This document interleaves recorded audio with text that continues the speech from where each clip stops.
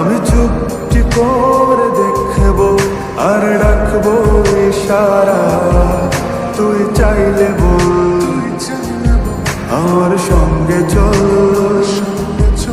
ওই উদাসপুরের বৃষ্টিতে আজ ভিজবো দুজনা।